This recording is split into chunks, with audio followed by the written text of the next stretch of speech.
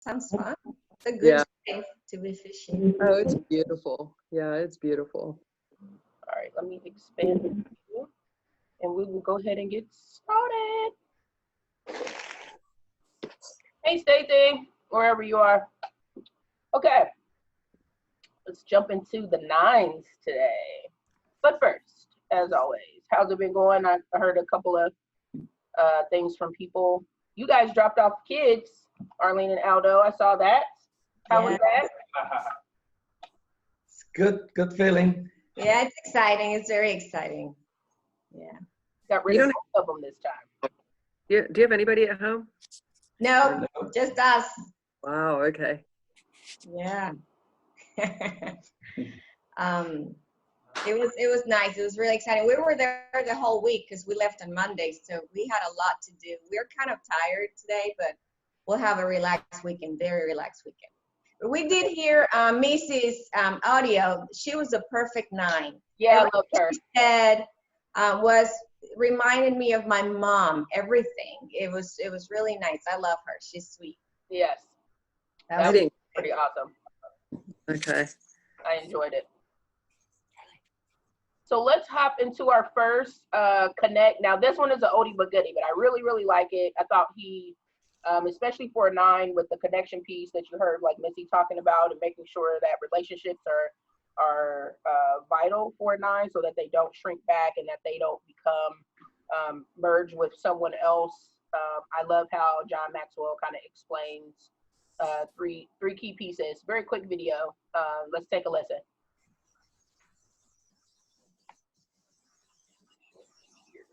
Connecting is the ability to relate to and identify with people in such a way that it increases your influence with them. The ability to identify with and relate to people in such a way that it increases your influence with them. I want to give you 3 very simple connecting thoughts tonight.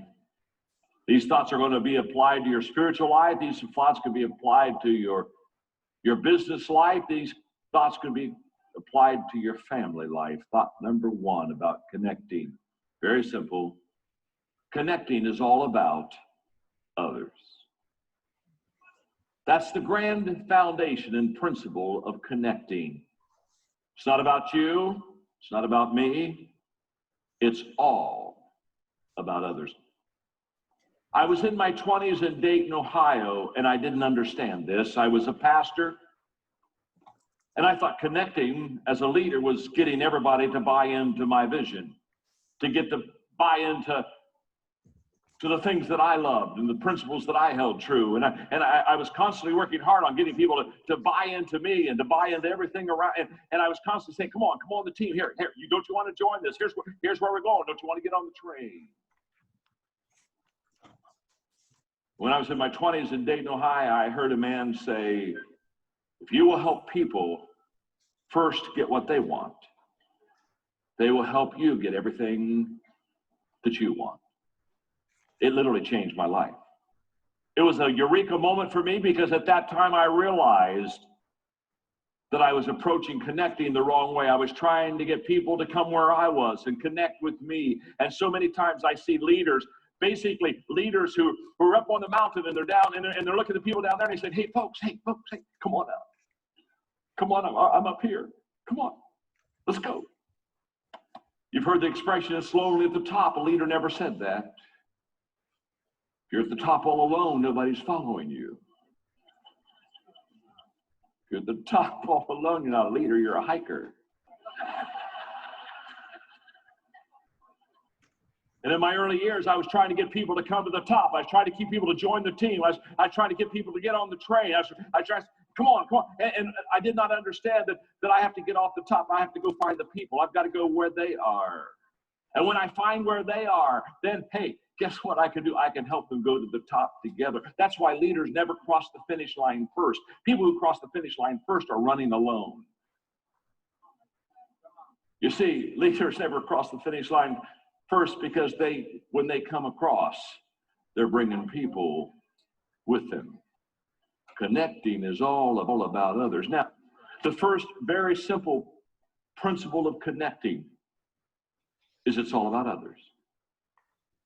Leaders understand that the day they take up the mantle of leadership, they give up the right to think of themselves first.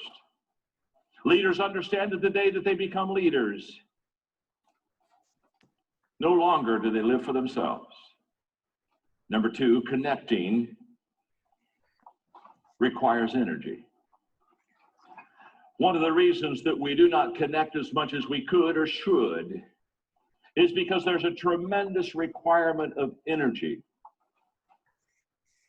that we have to continually expend to connect. Can I tell you the only difference between a great dating life and an average marriage is you worked harder when you were dating. Of course you did. Every day you got up and said, how can I please her? What could I do for her? What could I buy for her? Is there something I could do that would add value to her? Every day you got up and it was all about the other person. The day you get married, you say, oh my God, how are you going to meet my needs? She said, I can hardly wait to see how you're going to connect with them. And then I thought, my goodness, how am I going to? Now, what is connecting requires energy. So I began to work on it. Finally, the day arrived, took the kids, we flew. Here's what I did. Before we left, I called my friend Ken Jackson, Hillham. I said, Ken, have you had a recent pictorial directory of the church? He said, yes. I said, I want to meet you in West Baden, bring it to the parking lot. I want to see it for 30 minutes. I want to see what those people look like today. I want to put the name with the age, because I can tell you right now, some of those people were old. He came, showed me the pictorial directory, and I determined to make them feel special. I said, when I come back, I'll come back a day early if we could just meet with the people that were there when I was there. I mean, I want a members only club meeting, no one else allowed but you.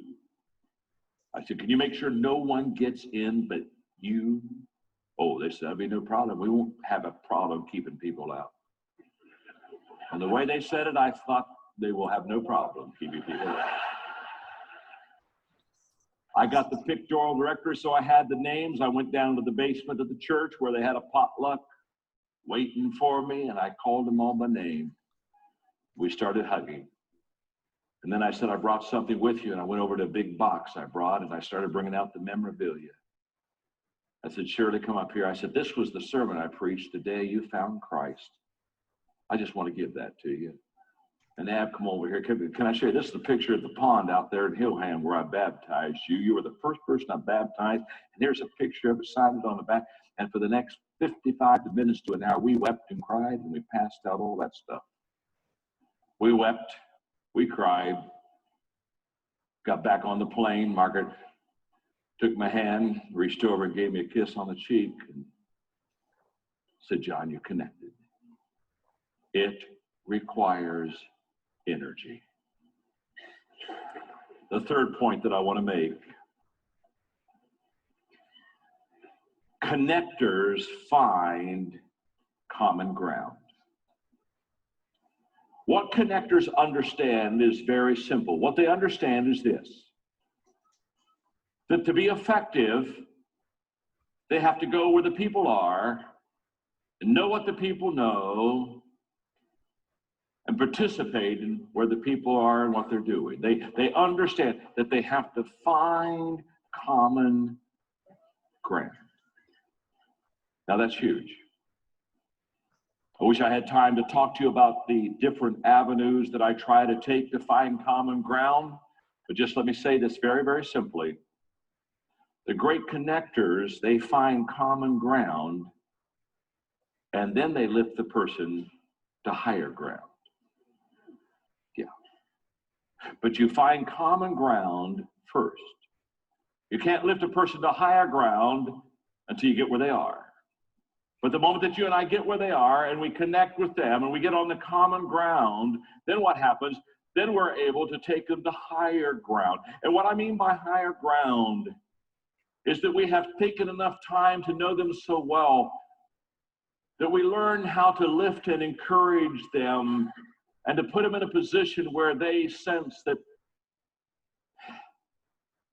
we look up to them, that we respect them, that we value them. So.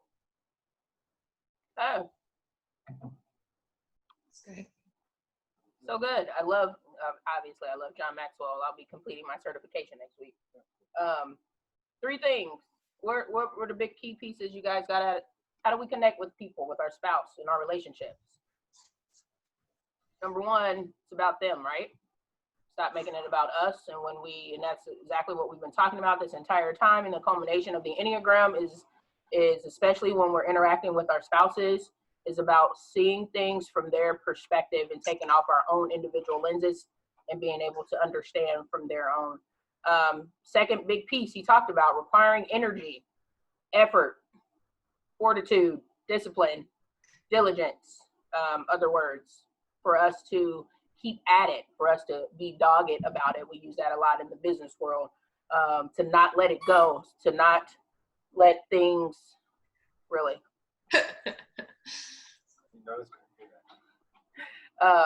To not let things go. So if we know things are not going well, if we know things are not moving in the direction of upward mobility for us as a couple, then it is our job to exert energy into our relationships and to do something about them. Whether that be through counseling, whether that be through mentoring, coaching.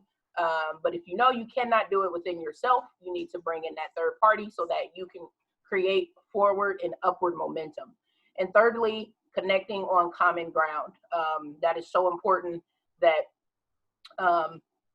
me and John, we immediately connected, number 1, because of music. That was always something in our relationship from the very beginning that we both shared, we both loved, we both could dive into. And it was a piece that if everything was lost, if we had music, we could come back to that. We could do events, we could do concerts, we can do, if we know something's not going well and we go to something like that, we know we will immediately connect in that atmosphere. And then, like he said, be able to uplift at that point and take it to the next level and increase our lid, so to speak, within the relationship. And even as a restarting or reset point, coming back to that common ground that you know that you have with each other. So I'd like to hear what you all kind of got out of that. What kind of stuck with you? I got when he said you can't grow unless someone else grows, and that's how you grow. So that's when he said it's not about me, it's about others. And I can't grow unless you grow. I can't see the impact of what's going on until I see the impact in you. It's having on you. Yep. And then I was like, oh, okay, I see what's going. That's that energy. It's going back and forth. I see what I've done because I see you have grown. So then somebody else can grow, and then somebody else can grow, and then you're like, yeah, like we're growing together. It's the impact that connection with each other. I can see that's what marriage is like. It's a connection, the common ground. It's a two-way street. Yeah. Yep. So good. What else? Stacy, what are you thinking down there in the corner? I was just asking Dan, what do you think? What do you think, Dan? Huh? What do you think? I'll tell you one if she tells you one. That ridiculous. I might steal whatever you're going to think of. Okay. It's like the opposite of it's lonely at the top. Right. You know, does that. And he puts a completely different spin on it. Like, if you're lonely at the top, you did it wrong. That's right. That's true. That's good. He used to say, a leader who doesn't have anyone following him is just a man on a long walk. Yeah, exactly. Good. Man, that's good. Yeah, I love how he said it. The people who say it's lonely at the top, it's like, no one else said that but you, because you're the only one there. I thought that was good. That was funny. So not to be like that. Right, exactly. What do you got? My God. That's good, Dan. Yeah, that was. I don't really know. Just the constantly growing is all I got. And like, That's so frustrating. it's not, no, but I mean, seriously, in every circumstance, you can see, okay, how did I fail? How can I do better? How can I not do this again? That's growth. If you're at least evaluating that, you're growing. That's great. Yeah. like Nicholson. I don't know why he always says when I say cliche, he says Nicholson. Okay. Okay. How about you, Aldo? Now we are back. Yes, and we're back.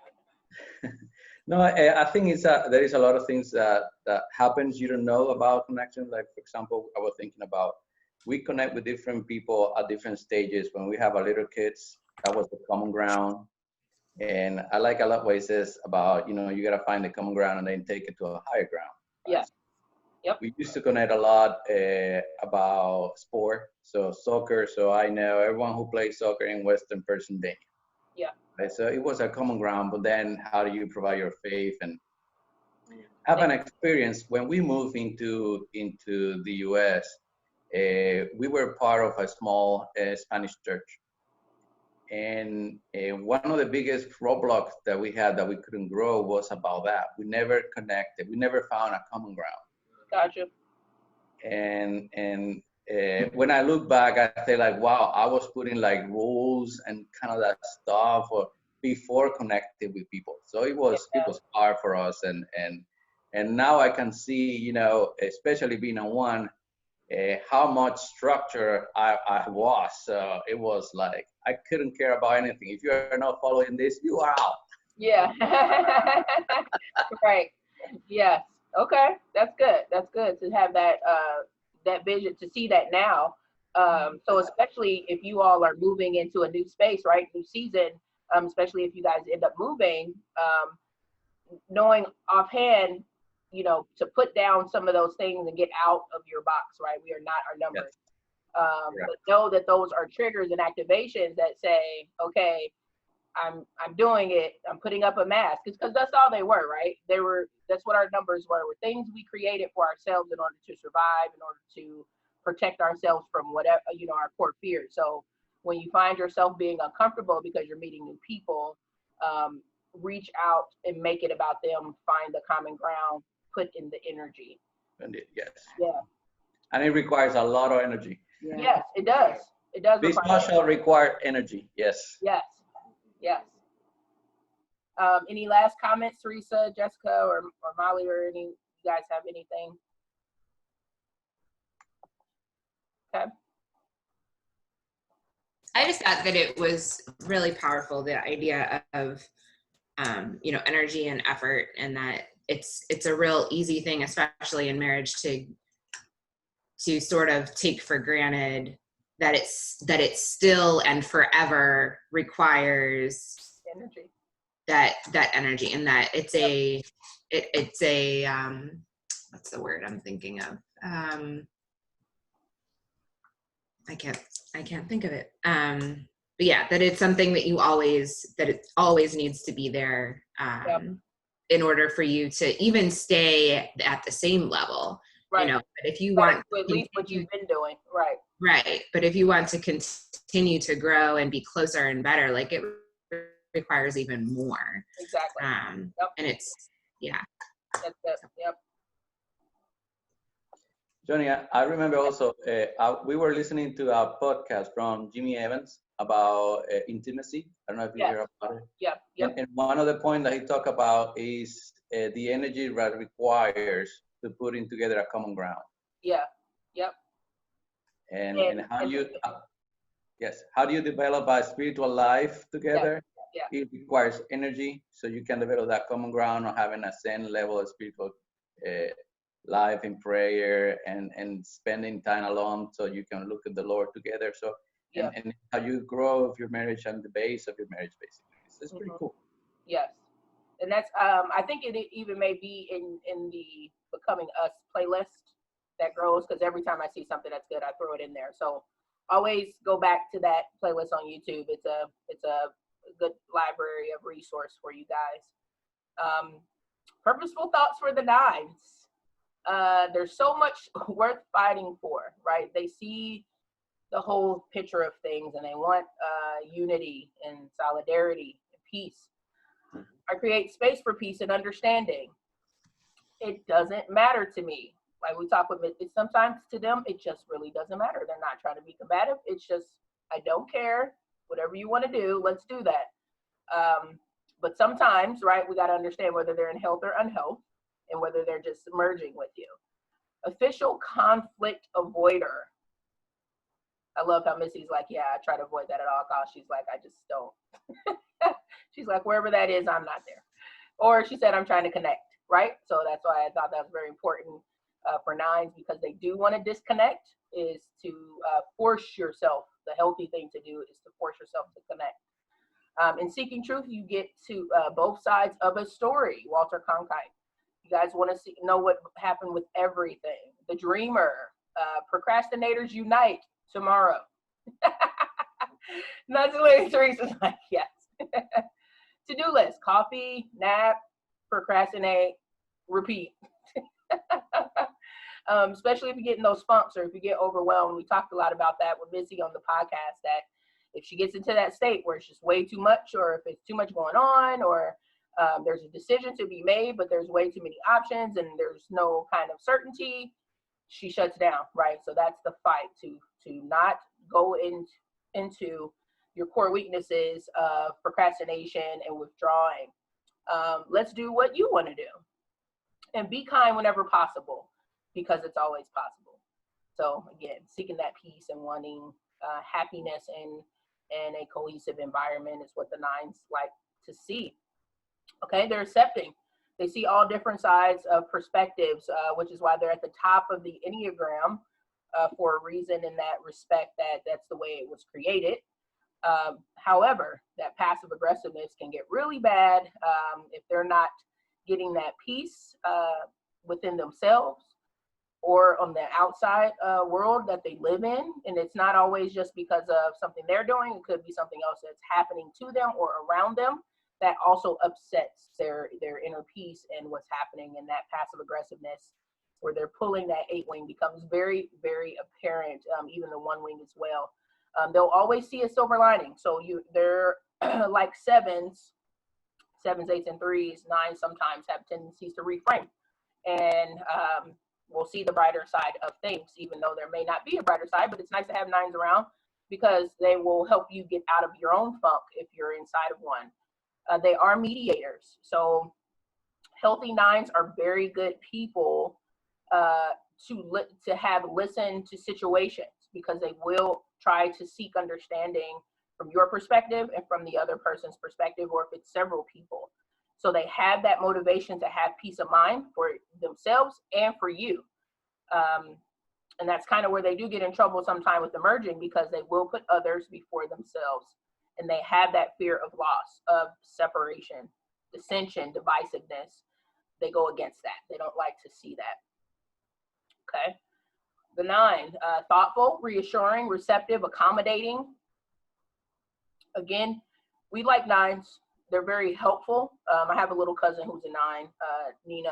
She's very quiet, and a lot of times people think that she doesn't want to participate in things, but really she does, and she hates that she gets left out, because people automatically assume just because she's not loud or boisterous or talkative or kind of putting herself out there, that people think she doesn't want to participate or be a part of the group, when actually that's what she's longing to do. And that's what she wants to do, is to be seen, to be heard, to be thought of, to be connected. And that's why that connection piece is very big for a 9. Even if others don't realize it and won't step into it because they're thinking you don't want to, 9s need to practice stepping out, even if it's in phases or steps, to get themselves used to exerting their own energy out into the world. Their core fear: being in conflict, tension, discord, feeling shut out or overlooked, like I just talked about a little bit, losing connection and relationships with others.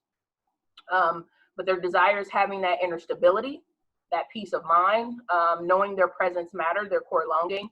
But again, when things become overwhelming, when things become too much for them. Also have another friend, Lindsay. You guys might know her, Lindsay Garvin. She's a 9. Very, very calming, very, her spirit in general, especially if you've ever been around her. It's just very peaceful. But as I talk to her all the time, she's like, Joni, if I'm not doing what I'm supposed to be doing, they fall into that slothfulness, that not laziness, but just slothfulness, the procrastinate. and they remain in an unrealistic world in which they want to keep this peace. They want to be easygoing. They want to be laid back.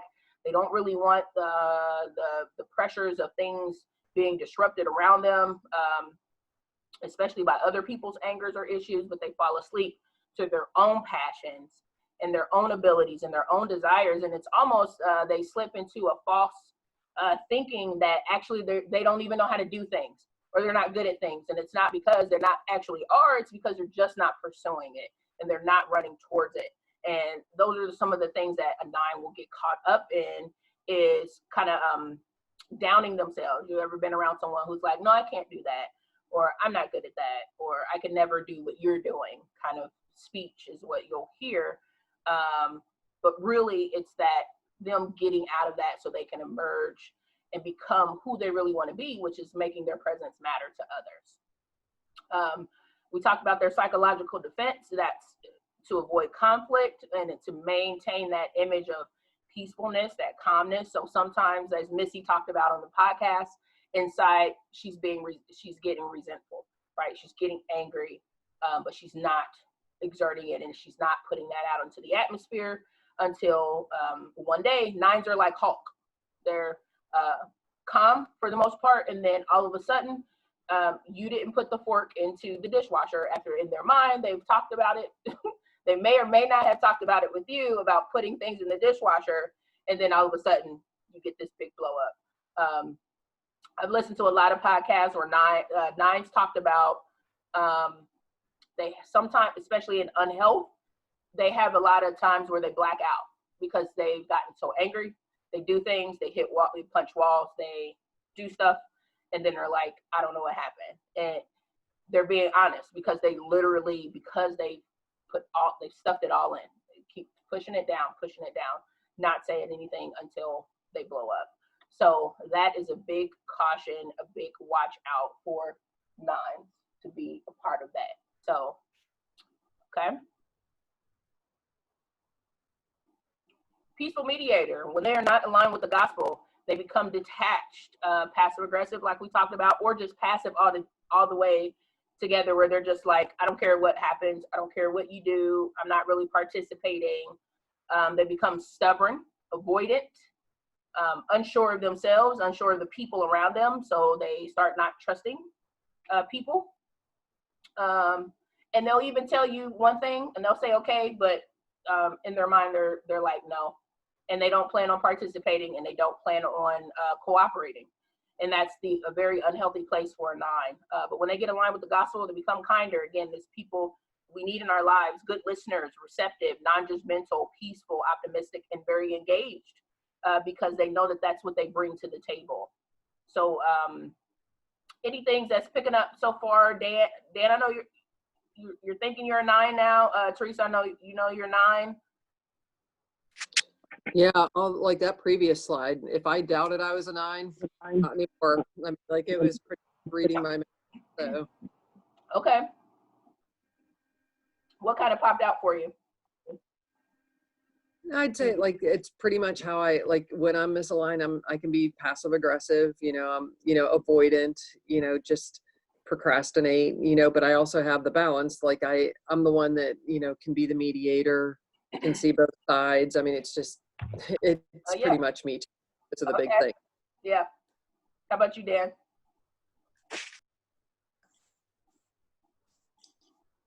Is this what I identify with, you mean? Yeah, if anything, I mean, if you're, I know because you're still on this journey of discovering your number. Definitely. Yeah, definitely. Yeah, I mean, we were just laughing about it. Like when I was younger, I was big time blackout. Like you, and whether you saw it coming or not, I'd rage anger, But I'd be like super calm, and then finally one day it just exploded. Yeah. Yeah, that was a big one. I've gotten a lot better. I've got to find that. I have definitely helped him get over there. Okay. Him to all of his mass limits. Growth, so much growth. Yeah. Okay. Let's hop into the wings. The 9-wing 8, the comfort seeker. They're more outgoing. They're more assertive. anti-authoritarian. They don't like people who kind of try to boss people around, so to speak. And they may vacillate between being easygoing with things that are going on versus being confrontational. So that 8 brings them.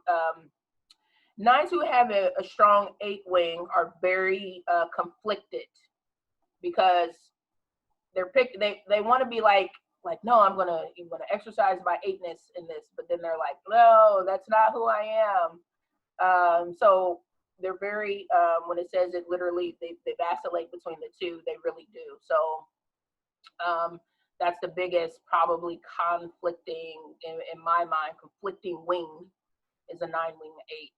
9-wing 1, the dreamer. They're more introverted, orderly, idealistic.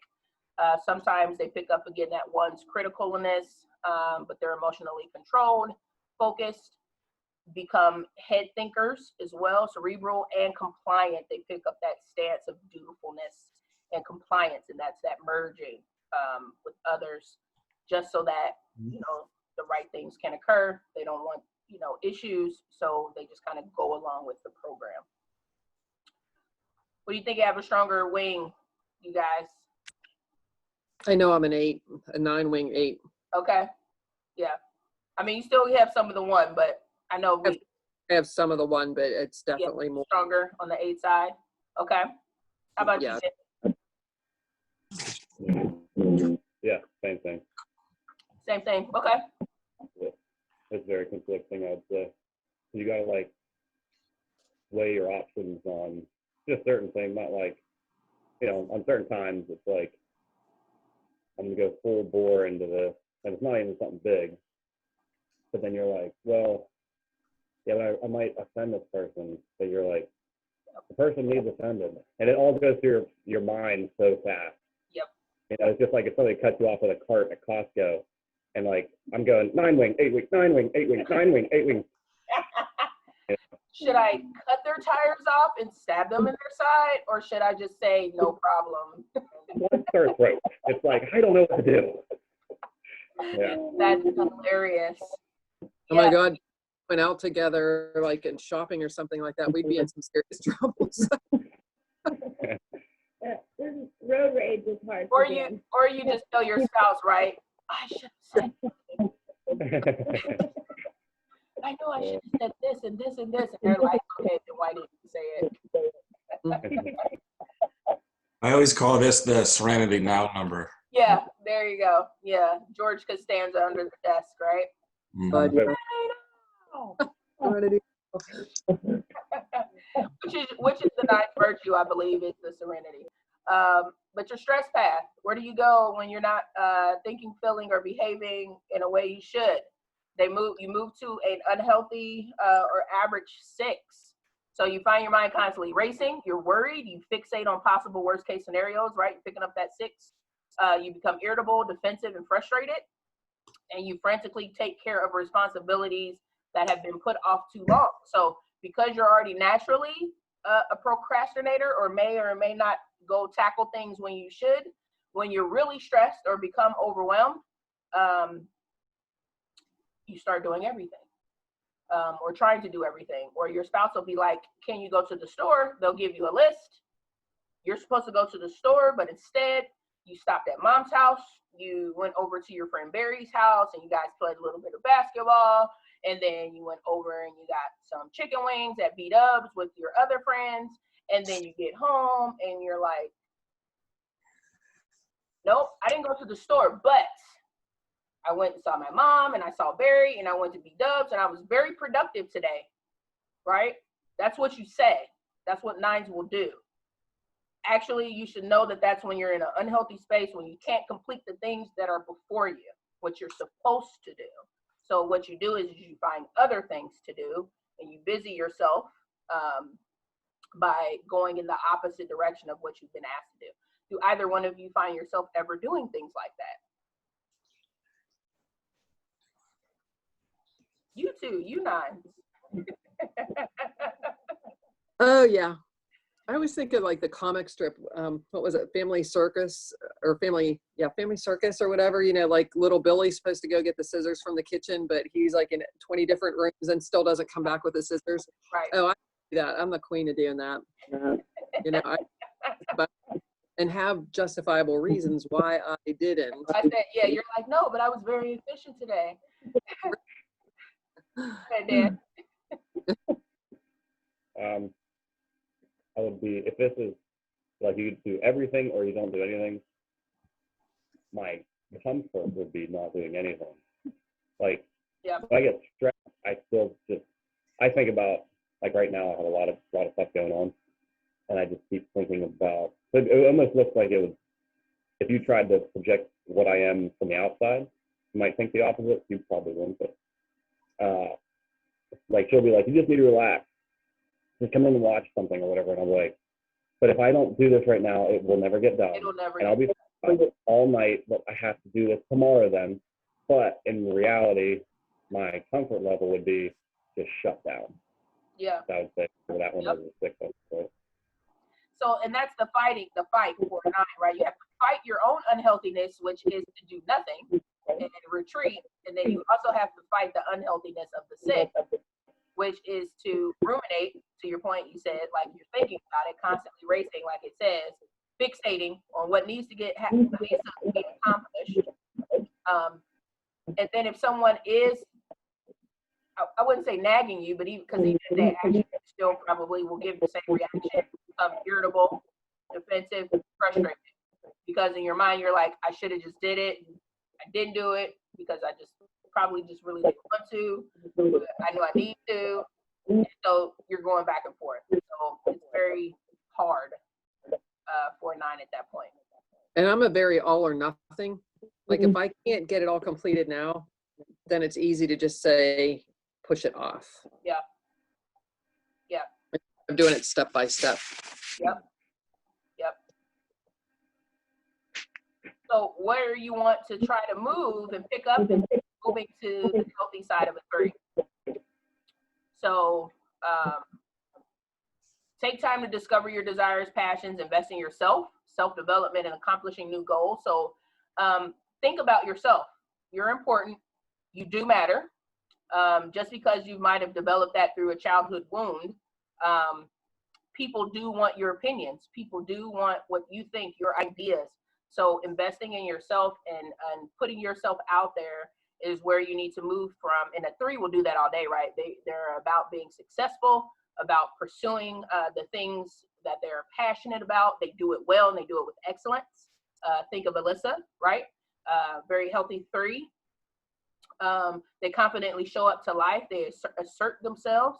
They bless others with their full presence. So because you do have something to offer and you are awesome, just like everybody else, we want you to bring that to the table. That's what a healthy 9 would begin to do by picking up those qualities of a 3, speaking up more, sharing your knowledge and your insights.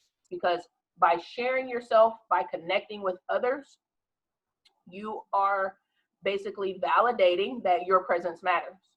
So it goes against that very thing that the enemy's got in your head, that you don't count and people don't want you around. But when you start to speak up, when you start to bring you to the table and bring you out there, that's when you start to validate and know that it's Christ where you're full and you are who you are and you're able to bring that to the table. Does that make sense? So let's talk about alignment. So completely aligned, you're awakened to yourself, your passions, the things you like to do, dreams, desires, values, your purpose. You're walking in it. You believe your voice and your presence matter because God told you that it does. And you truly believe that. You honor yourself by taking time to know what you want. You speak up for yourself. You move forward with boldness and assertiveness. That's pulling off that 8 wing and also from those 3 qualities. You know that you know what you want in life. You know what your passions are, your callings. You are walking in them, and it's to give glory to God. You see other people's viewpoints. That's that being able to see all the different perspectives, and you bring harmony. And that's why we love our 9s. They're able to be mediators. They're able to be peaceful and calm and not let emotions get the best of them, but they're able to see things objectively and be able to bring peace within a situation. So that is something that we really need from a 9. You don't merge with others, but you are who you are. You bring that to the table, and then you let others be themselves as well. So completely aligned, completely healthy. That's what you look like. As you start to move to misalignment or averageness, you start to forget how valuable you are. You do not believe your presence matters. Sometimes, it's not all the time. You start to say, sure, whatever you want, whatever you like. So even if it's something that's totally opposite of what you think or what you stand for, you will start to let other people intervene within your life on what it is that you want to do. And so you start to see others as being more important than you. And you'll say, oh no, I could never be as smart as you, or I could never do that, or I could never be in that, as awesome as you are doing those types of things. That is a misalignment because you're starting to put yourself aside and put others before you. You hope others will see your value, but not seeking to be recognized. So again, it becomes this push-pull of, do I put myself out there? Do I stay back? Do I exert my own opinion? Or do I let so-and-so, because I think they're smarter, say everything? And then secretly, again, you're inside, you're being resentful, you're getting angry, and you start to lose yourself, so to speak, if that makes sense. You're leaning heavily on affirmations from others rather than the truth of God. So if someone's not giving you what you feel like you need to be affirmed or to feel important or to feel loved, you then think, therefore, that you are not. So you become start to move towards a very unhealthy space. You feel unimportant, devastated when other people do not affirm you, and you realize you're starving for it and you're looking for it in the wrong place. This is where 9s get in very unhealthy relationships with people, and they stay way too long when they probably should have left because they're looking for that affirmation from someone else to be able to give it to them. Okay? And then completely out of alignment, you're constantly focused on keeping others happy. So you can have what appears to be fake peace, right? It's not real peace. It's just nothing's happening. So you feel like, okay, I can call that peace.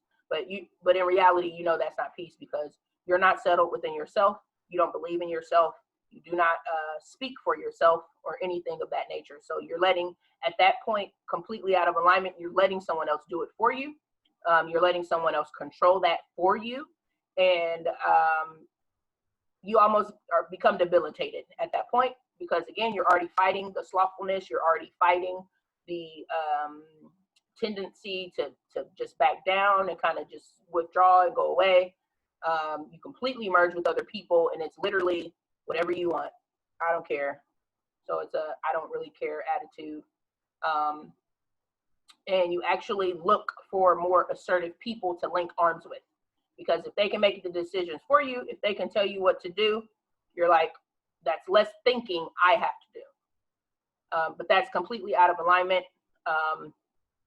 Again, when in complete out of alignment for a 9, is prone to depression. It's prone to, and again, that passive aggressiveness. So it's the, don't help me, I don't want to be helped, don't talk to me, don't do anything, I don't want you around. So what does this kind of look like for you as you guys vacillate between these areas, Teresa, Dan?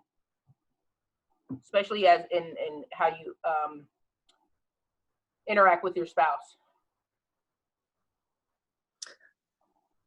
For me, I do find myself, melding into Bob a lot of times, when I'm definitely out of alignment, when, during stressful times, it's easy to do, especially with him being a 6 too, and he has that, kind of darker side, so to speak. So, yeah, this definitely speaks to me. Don't take time, and, like mom health issues and all that kind of stuff. I'm guilty of not focusing a lot on that. So, probably right now where I am is, I'm definitely misaligned now. So that's probably where the key is. But I don't feel like really depressed, but it's definitely where I need room for improvement, So, but yeah. Yeah. So each one of those that went by, Stacey was like, oh, that's you, you're aligned. Oh, and that one's you, you're misaligned. Oh, and that one's you, you're out of alignment. I'm like, what does that even mean? He didn't say that every single time. Yeah, That's just how he felt. she had a point on each one. That was you, that one's you. So, Conversation. Fighting little conversation. yeah. So let me ask you this. She thought. You see how he passively aggressively reversed it to me? That was passive aggressive, but we're gonna move on. She's always past thinking. She's a past thinker. Yeah. So, out of alignment, she tried saying, He's very passively aggressive. following. Oh, Okay. is this about 7? No. It's about 9. No, this is about 9. Go ahead, Dan. Thank you. Following more assertive people who tell you how to live. She thought that was me because I she's like, what do you want to do? Do you want to do this or this? I'm like, I don't care, whatever you want to do. She thinks that is being conformative to everybody around me, which I think is absolutely insane. In our family with me, you always want me to make the end decision because you want me to take the responsibility. Because I'll take it. Whether I fail or succeed, I'll take it. Whatever. But I go back to what we had talked about earlier, where it says sometimes 9s literally just don't care. Yes, literally sometimes they really just don't care. And it doesn't ever care about anything. Yeah, What'd you say? I really don't. So he doesn't really just care about anything then. Well, it's not anything. It's just, I mean, here's the thing. Here's the check-in for you as a spouse. If he replies that way, your response needs to be, do you really not care, or are you unsure and you need to process further? That would be a good check-in. But even if you don't believe him when he says, I really still don't care, you have to go with what he said. So until he can build up a trust factor, or if it's about trust, I'm saying that, but if whatever it is, until he gets to the point where he feels like he can speak freely, take him at his word. If he says, I really don't care, then move on. I feel like a lot of times he will say he doesn't care when he really does have an opinion. He just isn't voicing it because he's afraid that how I'm going to react, probably. And that's how she feels about that. It is. Like if she says, do you want to sit on the chair or on the couch? And she's trying to choose because we're going to sit down and watch a show or something. I'm like, I don't care. She's like, which one do you want to do? I'm like, I don't care. Oh yeah. So don't force a 9, right? If they answer, take their answer. If they really don't care, you choose. Now, again, if you feel like there's more there, right? Because he may not be speaking, then you ask. You don't push. You say, is there more, or is there something else you do want to say that you're not saying? Again, then you don't get mad. You just answer the question. No, I'm good. And then you guys move on. Or if it's yes, actually, I want this. And that is a good practice, because for 9s who are not used to speaking up for themselves because of environments where they're constantly drowned out, they do sometimes need that second ask to get them used to presenting their own opinions, thoughts, and ideas. So I would say that's a good practice for the both of you. So for her to follow up is okay, but then for you to say and just answer, no, I'm really good, or yes, let me think about it. I think I may have more to say or more to, put into the situation. Does that make sense? I don't really know where you're at on this. I have a question. Okay, so say I'm like in the kitchen cooking and he's on his phone, but he's reading something. Okay. He'll be like, oh, wow. If I don't say anything, it's like I haven't engaged in a conversation. But if I'm like, ooh, what's up? What's oh, wow. He's like, nothing. I'm like, what was it? Then he'll tell me. But I had to ask that second time sometimes for him to actually care enough. Yep. Yeah. But that's okay. That's what I was saying. Sometimes it does take that second ask. Yeah, but that's right. That's fine, right? Yes, that's fine, Dan. Yeah, for her, because again, and especially until you guys start to really, to put it bluntly, get to know each other, then that's okay. And that's the learning about each other. So I might know, like John, if we're like, here's a good example, and here's where he had to learn. Like, we'd be at the mall, we'd be shopping, I'd be looking at something, I'm like, oh man, that's cute. And he's like, okay, I'm gonna go buy it. Right. And I'm like, I don't want it. I just said it was cute. That's crazy. So he had to learn that until I say, I really want that, Yeah, or I love it. or I love it. And I told him this too, though. So this was me helping him. Unless I say I love it or I really want you to buy it, just because I said something was cute does not mean go do this action, right? Because if I like it, I'm a buyer. It's like, So, oh, I like that. But that's but that's the learning each other in communication. So just because I said one thing translated to you a whole different way doesn't mean that's what I meant. So learning to do check-ins with each other is okay. Like, it's not a big deal. We should never downplay our spouse for saying, well, you should know me, or why are you asking me that? Like, no, like, we're communicating and it's okay. So definitely give each other that room, that grace to, do the second ask, and then for you to actually do more thinking then and say, did I really mean that, or was it a quick what I'm always used to saying, or did I really want to say some more, put more into it? If she's like cooking or listening to a podcast and I'm watching something and I'm near her and I go, oh my gosh, I'm like, part of me is like, she should see this. The other part of me is like, whenever she goes, what? I'm like, nothing, because I know every time I say, you gotta see this, she'll be like, I'm cooking, or, and she hits pause on the thing and goes, what? And I'm like, it's really not that big of a deal. A dog did a backflip off of a pool, diving board. And Yeah. she's like, and I don't want to interrupt her, but I accidentally just spewed out, oh my gosh.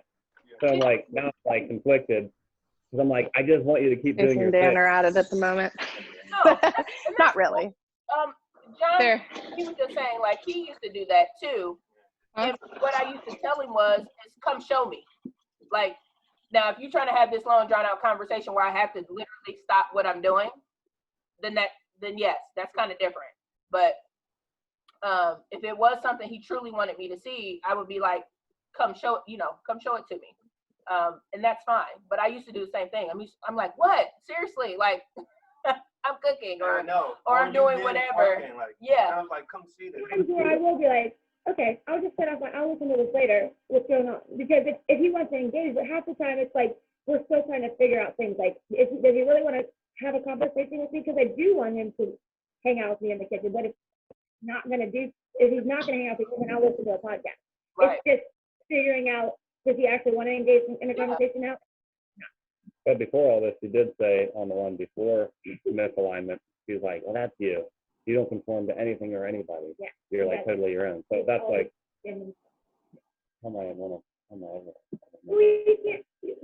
We have to have growth. We have to know where to go. All right, whatever. We'll move on.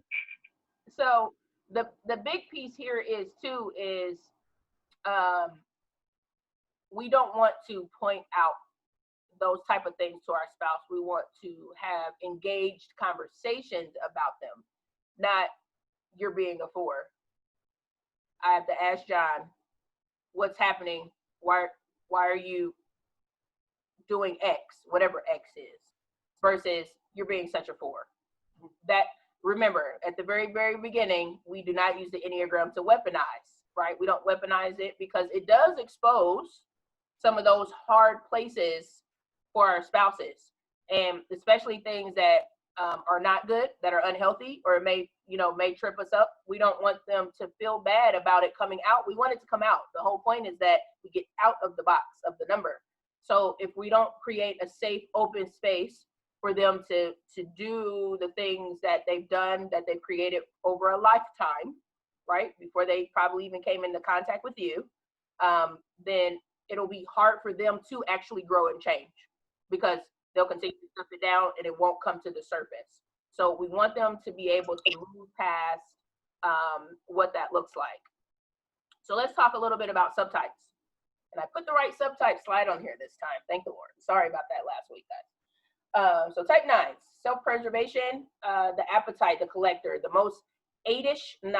This subtype is concerned with meeting physical needs, focused on activities such as eating, reading, sleeping for their comfort and for their well-being. These activities are typically a strategy to escape, okay, or comfort themselves through fulfilling their appetites. Peace and time alone are important to them, and they may be irritable and stubborn when others upset their balance or create problems for them. This is probably why Dan thought he was a 5.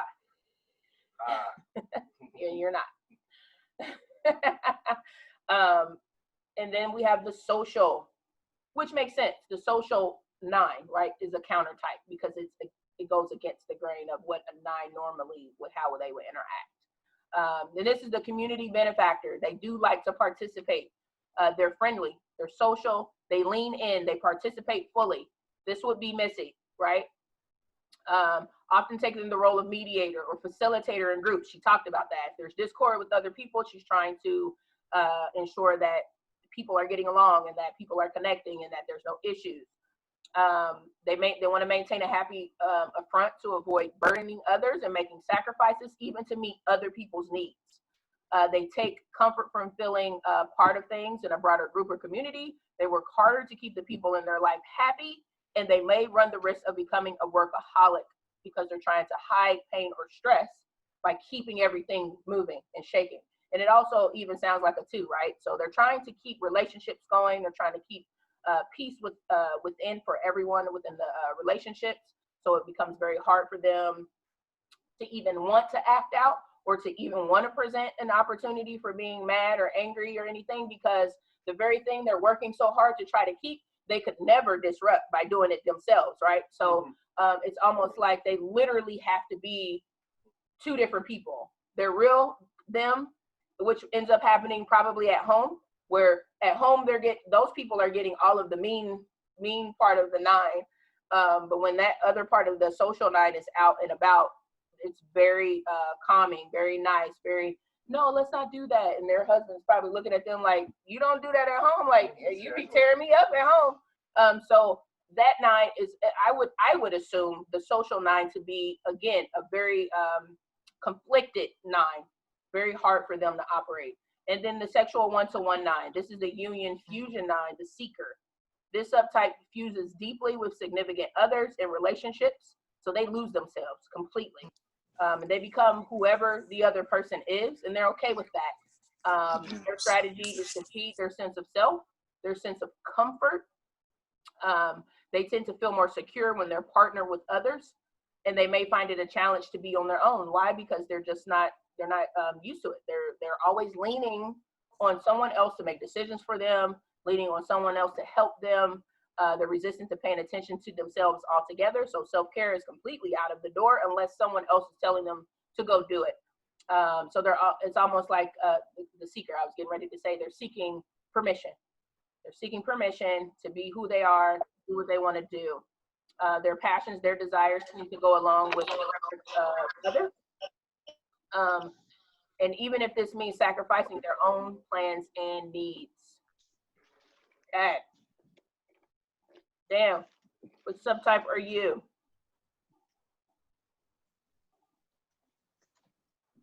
Or do you think you are? That's me. Yeah, you.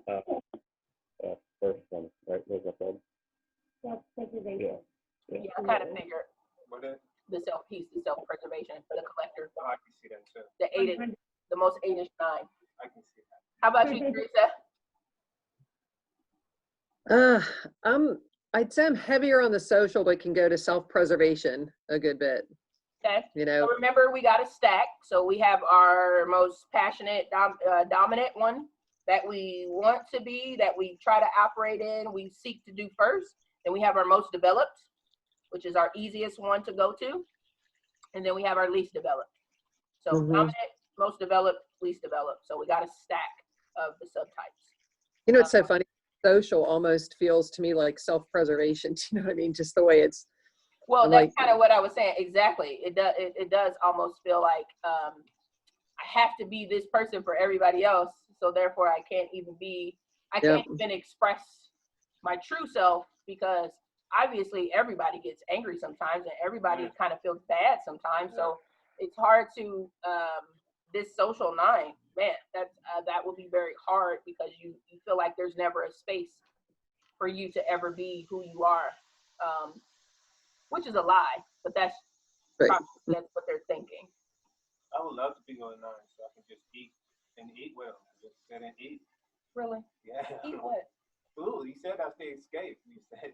No, that's the self-preservation 9. Okay, yeah. So you want to get with Dan? You guys just eat ribs and stuff. Exactly, right? Just leave me alone. Leave me alone. Let's eat. Exactly. So we're going to put to death that core weakness of slothfulness, which leads to the suppression. Again, it's going to lead to that suppression, that avoidance, no conflict zones, which is not real. We have conflict in our real life. We have to deal with conflict. It's a real thing. It matters. The more you have it, the better the relationship actually. And bring to heart, into life, your core longing. You do matter. You are important. Your ideas, your passions, your boldness that you do have inside of you, we need brought to the table. Run what down? Oh, I'm like, what went down? Oh, that was Molly. Okay. Oh, sorry. I was No, talking you're about good. it. I unmuted it because I did have a question. Go ahead. If you're if you're a social in your number, are you gonna pull more tendencies or look more like your social of your wing? That's a good question. Which wing? Your dominant wing, like Brandon's an 8 with a strong 9 wing.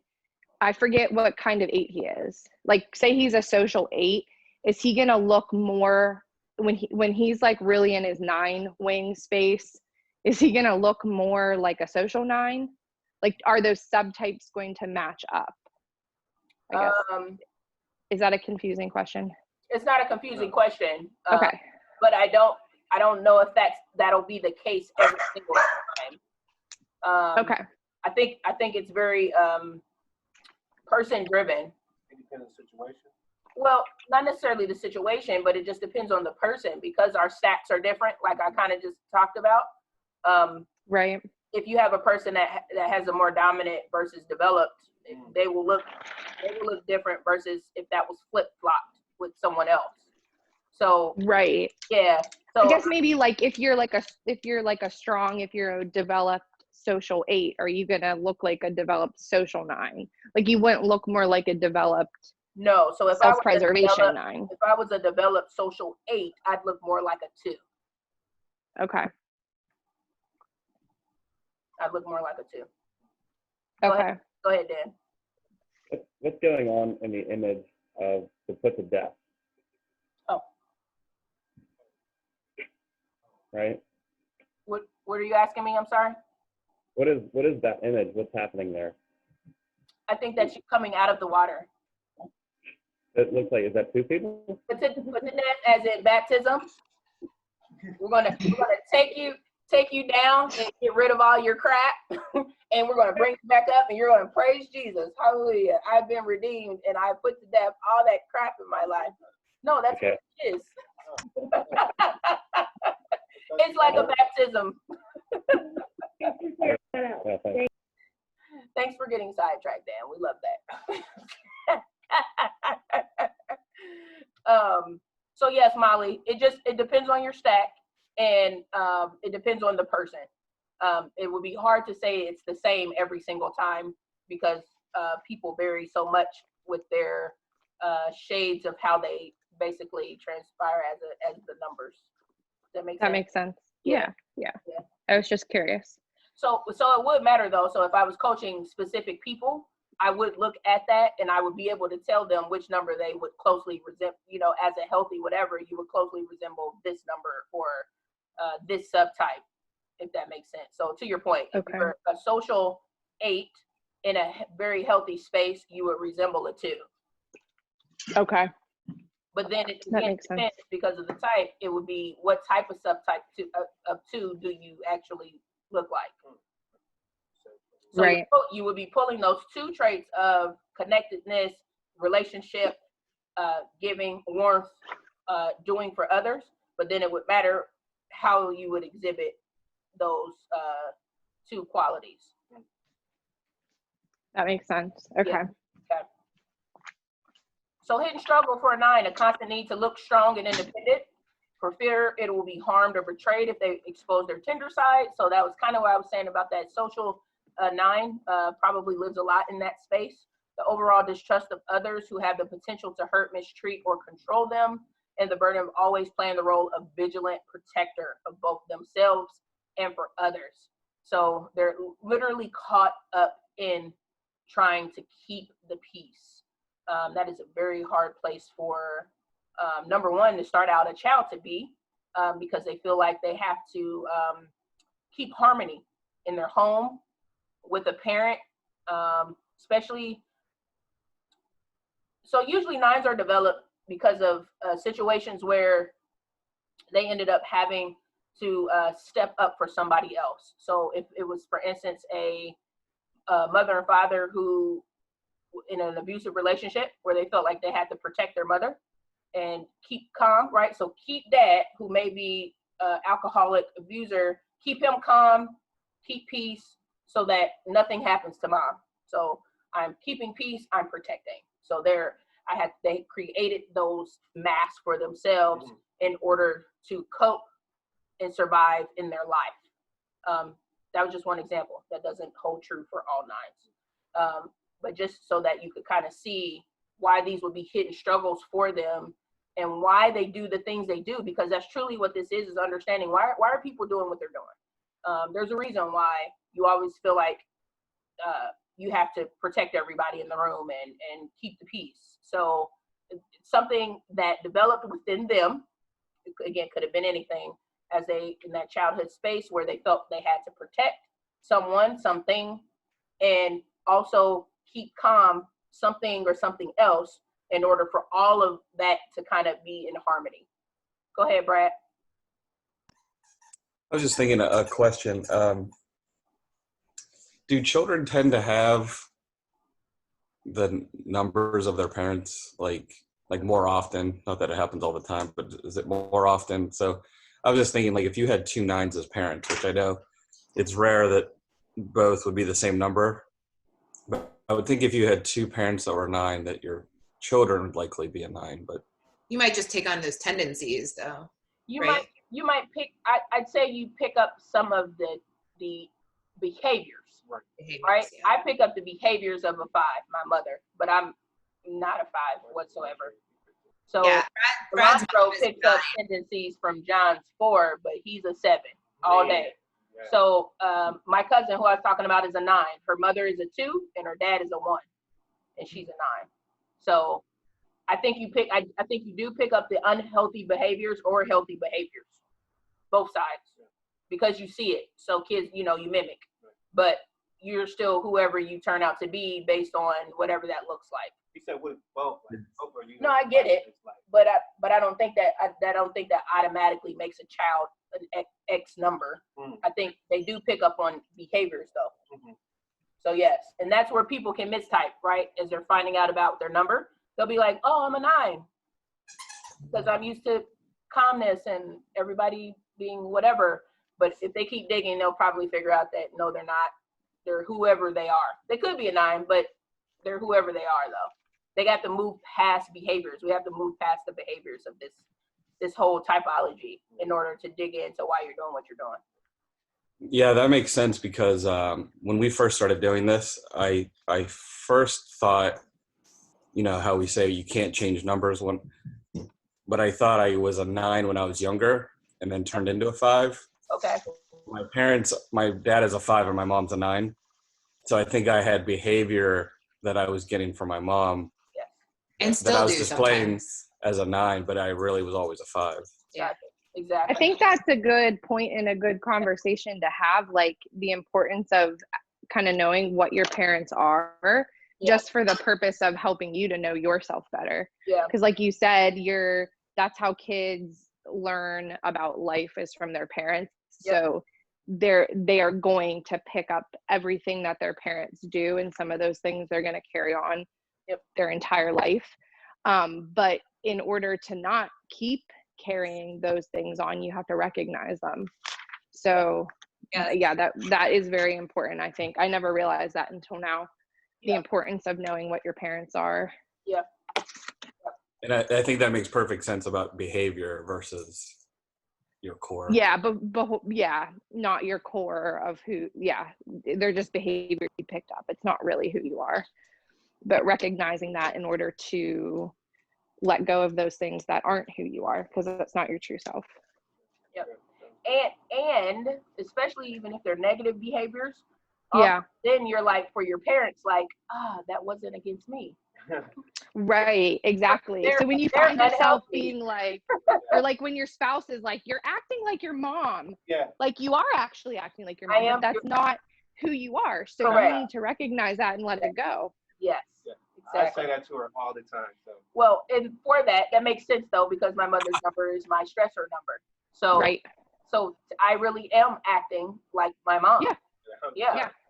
We really are. When our spouse says that, we really are. But that also lets me know too, I'm way off track. Yep. In this regard, because I know my mother's a 5 and I know that's my stressor number. I know for me, that's a time for me to back off. Like I'm in an unhealthy space. I've gone off the road at that point. Yeah. So that's those are good indicators to understand the people in your life, at least your immediate people in your life, where they are. Yeah. That makes sense. I think that's good when, particularly a spouse, when they're questioning behavior, because I know it's happened with us where she's pointed something out, and I do realize like I'm mimicking behavior. Not, I'm like, why am I even doing this? Like, oh well, I'm just mimicking crap I saw when I was younger. That's right. That's right. It's funny to me how like there's so many different levels of growing up. Like I think of that now and I'm like, okay, like I even see my kids do things I'm doing and they're so tiny, but like they could be grown and adults and married and have their own families, but they never grew up in that specific area that they're still carrying. Yep. Like we're just not as grown up as we think we are. No, exactly. And that's why, again, I always emphasize this is a journey. So if you ever hear anyone saying they've arrived, run away, run in the opposite direction. And be fooled. That's right. You're always in a learning state, for sure. Always. Yes. But that's why the Enneagram's so awesome. It like propels you into growth. Yeah. And it just is like the beauty of the way God created us. Like we're so complex that we can't even figure out ourselves ever. True.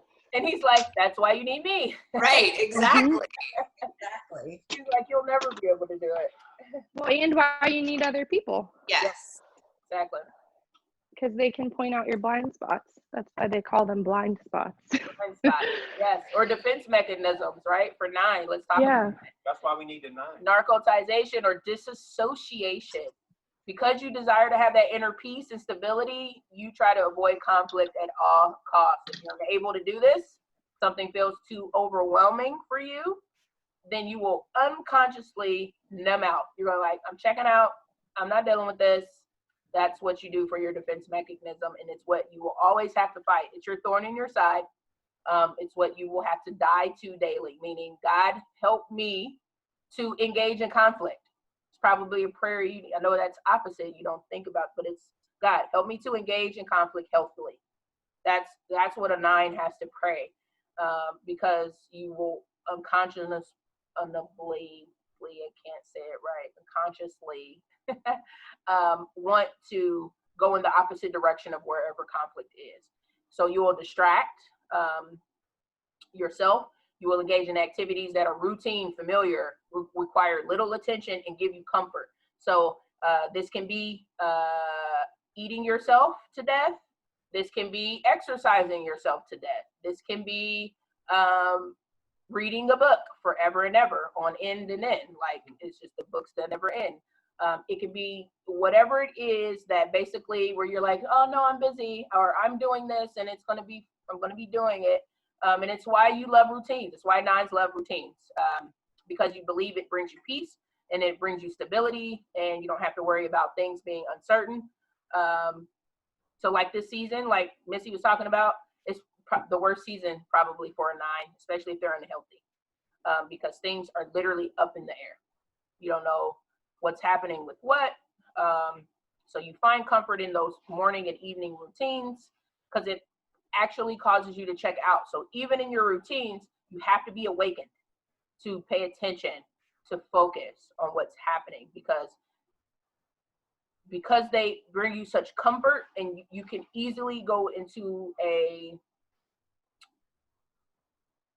comatose state almost, if that makes sense. So you're doing it, but you're not really doing it. You're kind of just it's a peaceful state for you. So for other people where they might be bored to death, or they might feel like I need to be doing something, you're literally like, I get to turn my brain off, and this is absolutely heaven for me. So that's why you become very agitated, irritated, disorientated if these routines are disrupted.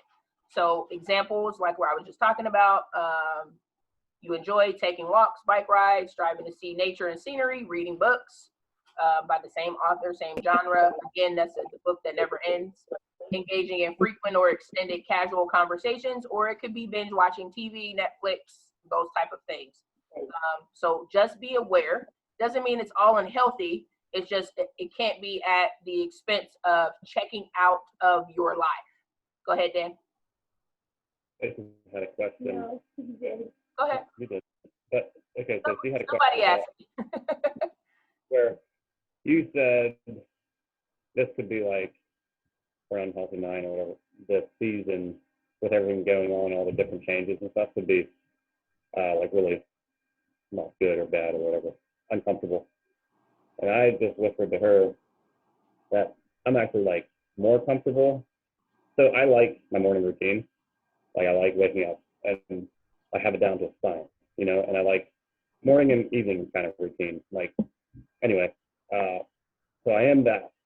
But then with all this craziness, and it looks like the world's going to like fall apart, I feel like I thrive in that. And so she was wondering, what does that mean? Is that weird? You know, like, so like when everything looks like it's falling apart and everybody's like, running around crazy, like I feel like that's where I'm in my most comfort. Because I know I'm going to thrive in those moments when everybody else is losing their mind. You know what I mean? I do, but you still have to be aware of what you're doing because what you're doing is you're throwing yourself into it. So it's the same thing. And that's why I said good or bad. You just have to pay attention that whatever you're throwing yourself into, and it could be this chaos and you having the ability to maybe diet down and get some people on board and doing your things like of that nature. That could be a very good thing. That could be you moving towards your three, right? And you're being successful in bringing unity from discord. You're able to tear down people from doing things that don't make sense and bringing them together. So that could actually be a good thing. It means that you're moving towards your growth number of a 3, and you're putting yourself out there. You're bringing your opinions and your thoughts to the table, and you're participating. So if that's what you're doing, then that's a healthy space, and you move towards your growth number of a 3. Brad had a really good insight about that. Go ahead. Well, I was going to ask, do you feel like you've always been that way, or do you think your military background would have something to do with that? I feel like that's what Dwayne would have said. Like in the chaos. That is what Dwayne would have said. Good job. Be Dwayne while he's not here. He's at a church function, by the way. I would say I feel like I've definitely always been like that, because even in the military, when everybody else is like, you see their big bug eyes going nuts, and like the people who are like the hardest guys you've met, or you can see the terror in their eyes, and I'm like, this is where I'm comfortable. And I don't know if it probably has a lot to do with, you know, standing in Christ, like you know where you're going to go, you know what I mean? Like, you know where the earth is headed. We know at the end how the book is written. I think that helps a lot. But yeah, I mean, even like if I was in elementary fire drill, and like, you know, if it's real or not, and like everybody just running around, and I'm like, this is awesome because I feel so comfortable. But everybody else is losing their mind. Like, I don't know. I feel like I'm on when everybody is comfortable, I'm on almost a disadvantage. But when everyone's uncomfortable, I'm like, super advantage. I don't know. That's weird. Not that I'm like. I don't think it's weird. I think you just have the ability to, because you're naturally seeking out stability and peace. Yeah. You're naturally going to walk in that, right? That's your superpower. That is your path of grace. So to everyone else, yes, that may seem weird, but actually it makes perfect sense for someone of your nature, for Teresa, for you all to bring stability and peace to a situation is what you're literally, you're born to bring that. So it makes sense. It's not weird. Stop saying it's weird. It's and when everyone else is in stability, do you feel like you're always preparing for instability? Like you feel prepared in that? Good question. I mean, like, so, like, all this stuff is going on right now, you know, like, I don't think I was preparing for this, you know? Like, I don't know that anyone really could, but, not really. I mean, Is it like a little bit of a challenge in his mind? I don't know. Like, I'm thinking, like, if my little neighborhood here was, like, attacked, like, or I'm maybe something that's not military, like, minded or whatever, but, even, like locusts are, like, killing all of our grass and just going all over like, everybody's building their homes and stuff. Everybody's, like, freaking out. I'm like, look at everybody freak out. They're losing their minds. You know what I mean? And it's like, why are they going so crazy? It's just locusts. It's just going to, like, something's going to try to kill everybody. You know? I don't know. It's just, I don't know if I'm preparing for it. I don't know what else it could be. But I do think that he has always had this, like, quiet strength about him. That is one thing that I always have. So I feel like maybe that is sometimes like a superpower that you have, that you can just take yourself out of the whole situation and just look at it from a different point of view. I like the superpower talk. I'm all about knowing out superpowers. I was just curious because you said you feel like you're at an advantage in instability, but you're at a disadvantage in stability. So I was just curious what. Oh, did he say that? I didn't hear him say that. Okay. I thought that's what he said. So you're curious about. Didn't you say you felt like you're at an advantage when there's instability, but you're at a disadvantage when there's stability? Yeah. Yeah. What did you mean by the second? Yeah. What do you mean by that? You were vulnerable at one point than the other? No, it's just like, I mean, okay, it's the easiest explanation, but like, if I feel like if I'm, I mean, everything kind of goes back, like, I don't want to say anything with like military because it you know, that's kind of like a perception then, but, I don't know, it's like if I was on a ship and the ship was going along and everybody's doing their duty, I feel like everybody's good at what they do, you know, all that kind of stuff. And then like maybe as a 9, like you kind of blend away, like you're not noticed, that kind of a deal. But then the ship starts taking on water and people start losing their minds because you're out in the middle of the ocean. And I don't like the ocean. I don't like sharks. I'm just like everybody else. But like you see the chaos in people's reactions and their minds, and it's like, oh, now you're, instead of being the quiet, like disappearing 9, I guess you start to rise to like people start noticing you. You know what I mean? Because, like, gotcha. Okay. That makes sense. So when it's time to use your superpowers, you feel like you're seen and that you're able to exert yourself in those situations. But when everything is calm, you feel like you disappear. Like I was just gonna say, like you're underappreciated in normal times. Basically. Yeah, so that's good that you asked that, Brett. Because like if you're on, if I'm slow and steady on a slow and steady sea, I'm just like everything else, I'm just cruising. But you're just Peter Parker. Yeah, you're just showing up to work every day at the Journal. It's raging, and all of a sudden, oh look, you're something different. Then when it's time for the Octagon crazy guy to show up, you're like, yes, I get to be Spider-Man. Yo, that's pretty dead. You have like, you're walking through the streets and everything's slow and easy. You have the 8 who's like yelling at people. You have the 7 who's talking to everybody. And then there's just me. I'm just chilling. Right. I don't really talk to people. I'm not going to talk to anybody because that's just crazy.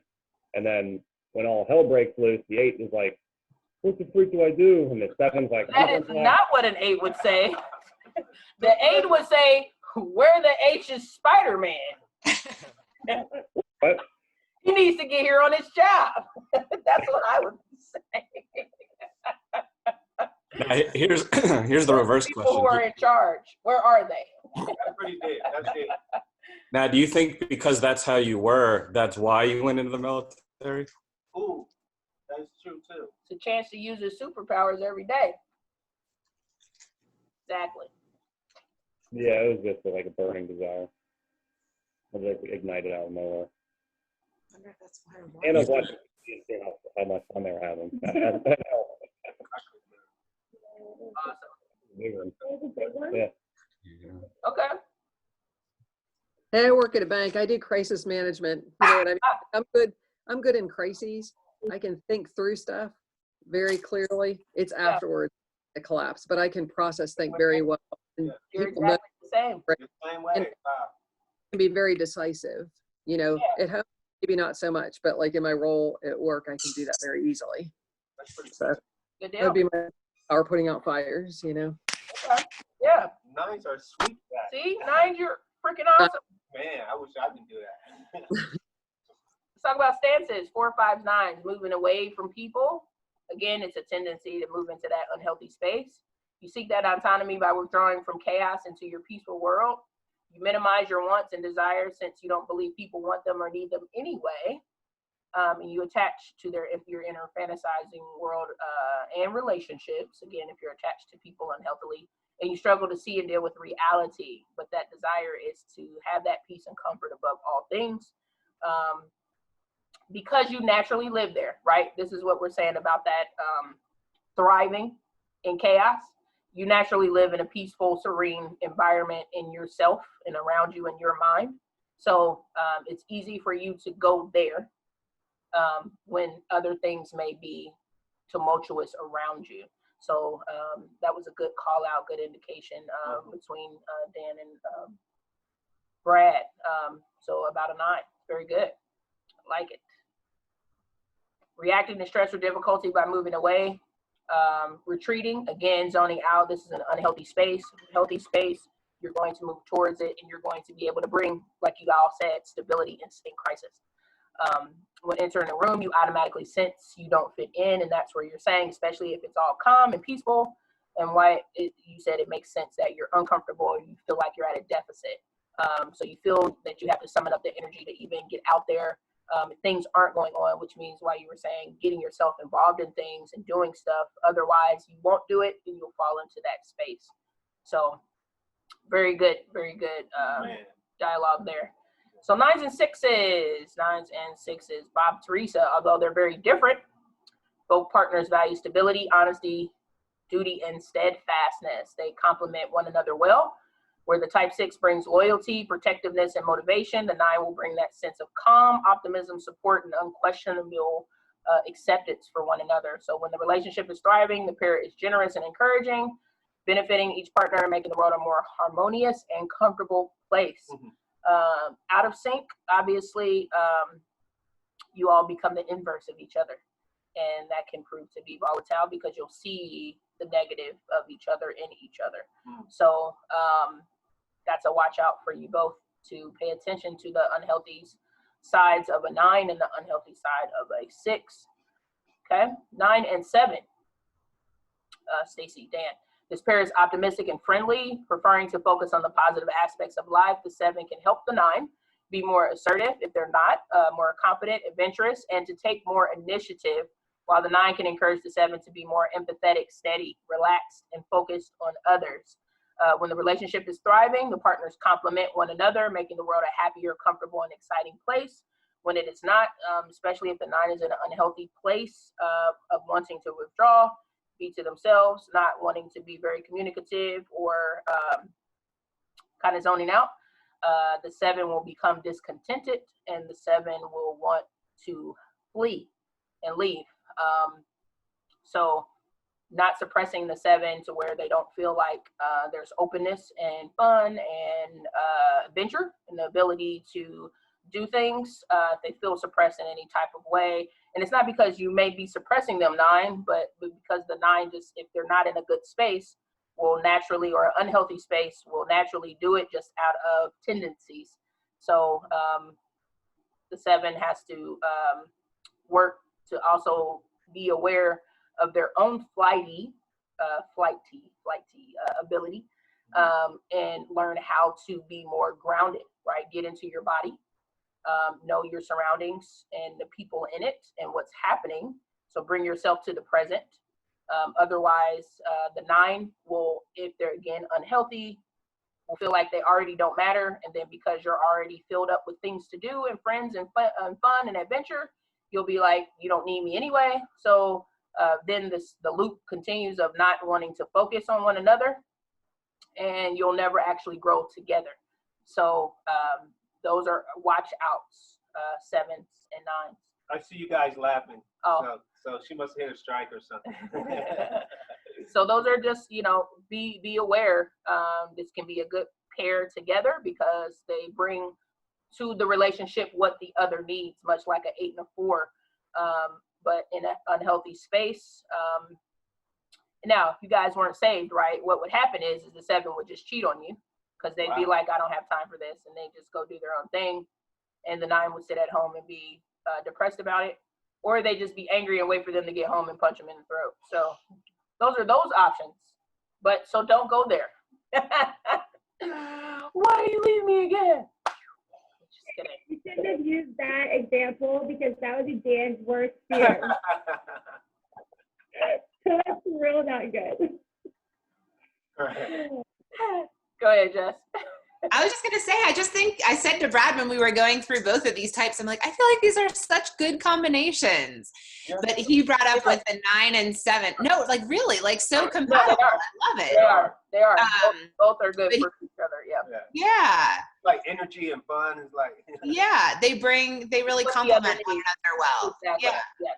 But Brad brought up a good point too. He said what's interesting with the 9 and 7 is you both have that 8 wing. So that's where the conflict happens, is when you both tap into the 8 side. Wow. Then all of a sudden it's, I mean, not volatile, but it. Chaos. Yeah. They don't want to be right. And conquer the world, yes, at the same time, because you have the peace, you have the fun, you have the challenge. Like, yeah, it's such a great combination. That is true. And then you have to go get her the 8, like. Yes. Like get so much done when we're like focused. Yeah. Yes, you both can get like so much done. Like you could probably do your whole deck in like one day if you guys got really focused. Build a house. Right. Your approach to conflict, 9s, you take a positive approach. You downplay the problem in order to maintain peace and establish harmony. And you desire, and the priority is to settle the issue quickly. So spouses, they want to settle the issue quickly. They will try to downplay it, so don't get mad about it. That's just them trying to maintain peace and establish harmony, and with little tension and unpleasantness as possible. So they're trying to make it as easy and pain-free as possible to avoid the pain and to avoid the disconnection, which is what their natural tendency is to do. So they're already fighting it, okay? So don't help them move into that space. When they're misaligned, they will say yes when they really mean no, out of fear of prolonging the conflict and creating further disconnection or losing that inner peace. They contribute to their feelings of being overlooked or that their presence or perspective doesn't matter, further straining the relationship. So they get in that push-pull of, this is what I mean, but I'm not going to say it, because if I say it, then you're going to get mad. And then if you get mad, then we're going to keep fighting. And then if we keep fighting, then I can't have peace. And if I can't have peace, then I can't be happy. And if I can't be happy, I might as well go jump off a cliff.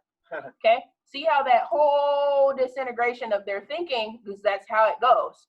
So it's best to capture it at the very beginning. So they meander in their conversations and in their communications, because since they're not afraid, I don't know about that word, but they're unsure. I like the unsure better. How they really think and feel. So don't be pushy on a 9. You have to give them space to process and think and talk. So although, yes, no, they're not in the head triad, but they are in a headspace where, because they've always thought that they don't matter, or that them speaking up gets crowded out or drowned out, they've had to work in their life to be able to process their thoughts and to bring it forth for it to be heard. They suppress their true feelings, right? Same point, to the point of eruption. They become passive aggressive. The Hulk, like I said earlier, that's the 9 is the Hulk all day. You might either violently explode in anger towards your spouse when you reach your breaking point, or you implode and completely disassociate, and you might even go and hurt yourself because you don't know what to do with what's happening inside of you. You get frustrated. You perceive your partner as being too negative, so you remain focused on the problem instead of the peace, and this activates your core fear of tension, discord, losing connection. So it's a bad loop for you. It's like that social 9 I was talking about. So because you're so engaged with trying to keep the harmony around you, you forget to actually bring forth why there is disharmony to begin with, which will make your problem go away. But because you're trying to fight the conflict, you don't even bring forth what will actually solve your very problem. So that is a watch out for you to be able to bring that forth. So you realize conflict can bring about progress and greater intimacy when done well. So practicing that prayer, like I was saying, God, help me to walk in conflict, in healthy conflict today. Help me to participate in it, to do and say what it is that I need to say. That's how it has to be approached, with purpose, courage, and confidence. Communicate your perspective, bring your desires to the table, be clear, be concise, and straightforward. So for you 9, especially in conflict, you need to think about what you want to talk about before you have the conversation. So I know me and Molly talk about this a lot. I know a lot of people think that's stupid, but it's not stupid. So walk yourself through a conversation if you're that type of person before you have it, because that will help you bring your thoughts, what you're thinking, to the table. Practice your delivery. So you thinking about what you're going to say, not what the other person going to say? Correct, what you're going to say. Okay.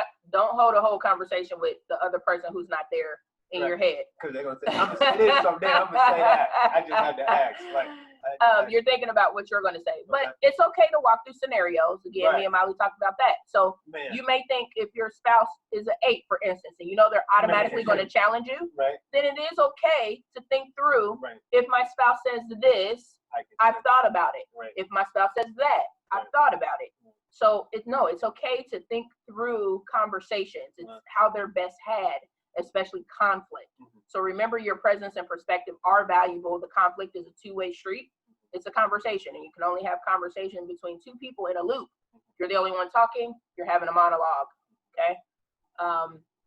So actively contribute to the conversation and resist the urge to acquiesce to whatever they're saying. So resist saying whatever you say. That's fine.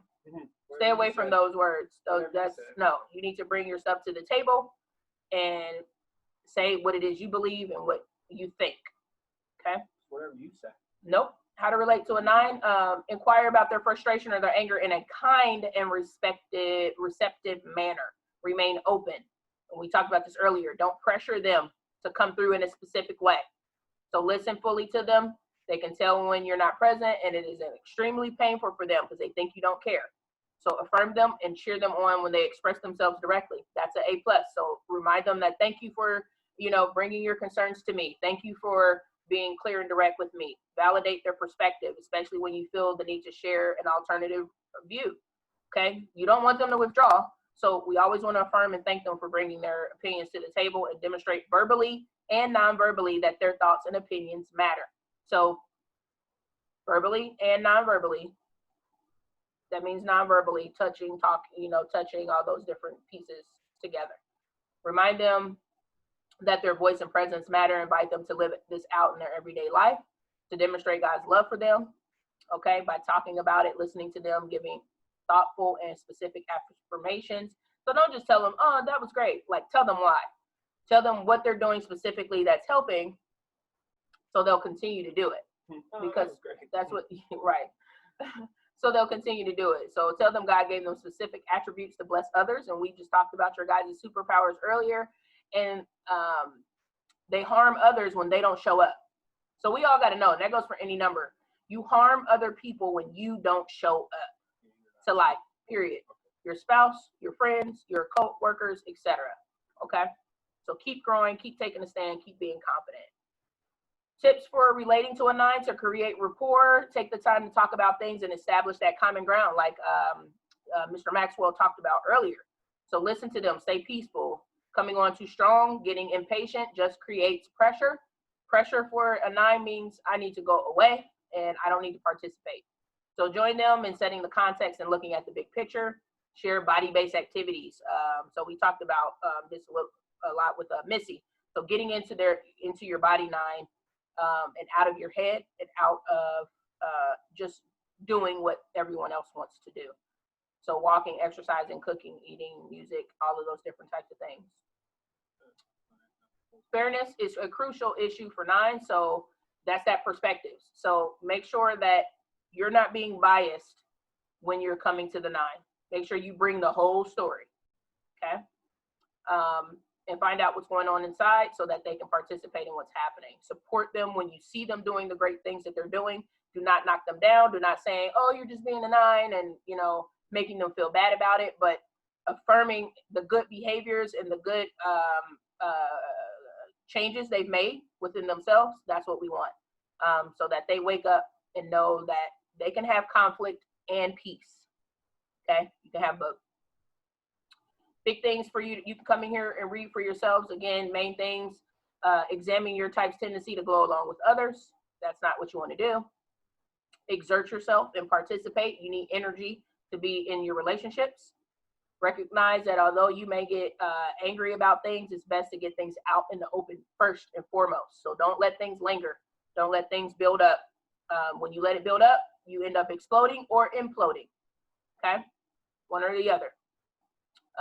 Recognize that you do play a role in conflict. So just because you showed up on the scene doesn't mean somebody else brought the conflict with them.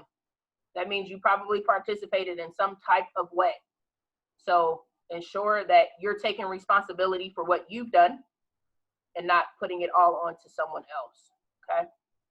And work through your awareness of your feelings and sensations, and you only do that by getting into your body and knowing how you feel about stuff. So when you recognize your activations and you recognize how something made you feel, you're better apt to do better with it, okay? So at their best, they honor themselves by taking the time to know what they want and speaking up. They enjoy the peace that comes with Christ, no longer focusing on pleasing other people.